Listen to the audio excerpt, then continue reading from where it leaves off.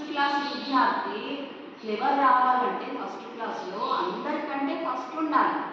చెప్పడం టీచర్ ఏది అడిగినా ఫస్ట్ చెప్పాలి, అన్ని కరెక్ట్ జవాబులు చెప్పాలి. ఎన్ని క్వశ్చన్లు ఇస్తే అన్ని క్వశ్చన్లలో వాడికి 99% మార్కులు రావాలి. 90 లేకపోతే 8 అయిపోయినప్పుడు ఫస్ట్ వస్తాడు. 60, 50, 40 వచ్చాడనుకో మినిమం పాస్ మార్కులు. అట్లా అంటలేడు. నువ్వు నిత్యం నువ్వు దైవాన్ని స్మరిస్తే జ్ఞాన సాధనం మంచిగా టైంను పెంచుతూ అయితే నువ్వు క్లాస్లో ఫస్ట్ స్టూడెంట్ అవుతావు, అగ్రగణ్యుడు అవుతావు అంటున్నాడు భక్తిలో. అట్టి వాడే నిత్యయుక్త జ్ఞాని. అలా జ్ఞాని కానీ యోగి కానీ అలా దేవుడికి ఫస్ట్ క్లాస్ మార్కులు పొందుతారు.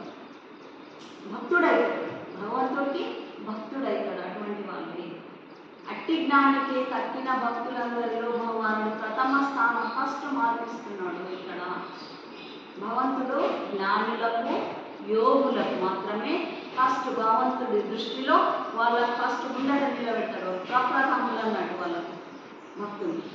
ఇక జ్ఞాని యొక్క రెండవ లక్షణం ఏకభక్తి. నిశ్చయుక్తము అంటే ఇప్పుడు చెప్పేసిండు, అంటే రోజు ఆత్మలో లీనమై ఉంటాం యోగి జ్ఞానులు ఉంటారు. ఇంకా రెండవది భక్తి. ఏకభక్తి అంటే ఒకటే భక్తి. 3-4 భక్తులు ఈతోవా ఈ భక్తి అని చేయరట వాళ్ళు. జాబులు అంటే ఈ కొద్ది గంటలు చేసి వెళ్ళిపోడు. పర్మనెంట్ జాబ్ కాదు, పార్ట్ టైం జాబ్ వాళ్ళు. అప్పుడప్పుడు దేవుడిని స్మరిస్తారు వాళ్ళు కొంతకాలం దైవ చింతన చేసి తర్వాత ప్రపంచ కార్యాలలో ప్రవేశించి దైవాన్ని మర్చెదరు. కొద్దిసేపు పూజ చేస్తారు, మళ్ళీ డ్యూటీలల్లో ఉద్యోగాలలో మళ్ళీ లీనమైపోతారు. వాళ్ళు నిత్యయుక్తం కాదు, అనిత్యయుక్తులట. అంటే అప్పుడప్పుడు దైవాన్ని స్మరించేవాళ్ళు. కానీ జ్ఞాని మాత్రము సర్వకాల సర్వావస్థలంలో భగవంతునితో అంటే ఆత్మతో కూడి ఉంటును. జ్ఞానులు యోగులు ఎలా ఉంటారంటే ఇప్పుడు నిరంతరం క్షణ నిమిషం కూడా భగవంతునిలోనే నివాసమై ఉంటారట ఆత్మతో. అది నిత్యయుక్తత్వము అంటే నిరంతరము వెలుగు జ్ఞానం నందుండుటచే అటువంటి వారి దగ్గర చీకటి అజ్ఞానము రానే రాదు, మాయ దగ్గర చేరదు వాళ్ళకు.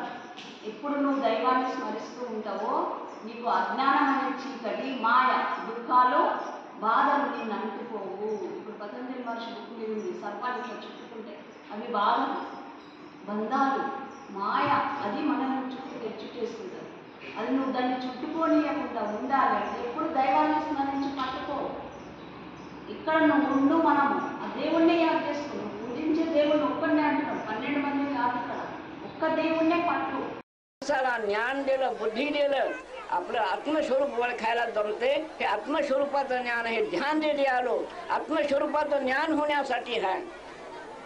इथं सर्व काही कार्य होते या ध्यान मार्गानं. ध्यान मार्गाशिवाय मार्ग दुसरा नाही. काही म्हणतात भक्ती नवनीत आहे, भक्ती नवनीत, पण जाणार तो सिद्ध.